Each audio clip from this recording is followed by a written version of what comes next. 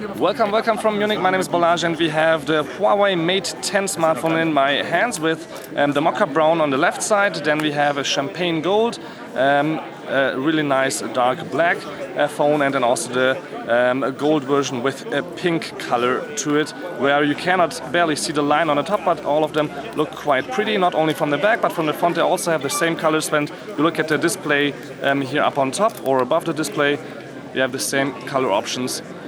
And obviously from the side, when you look at the metal, just the first two have the same kind of silver to it, and these are actually also a little bit more shiny, where you can see my fingerprints a little bit more. I have a little bit of sweaty palms right now, or hands right now, and they want to slip out of my hand anyway.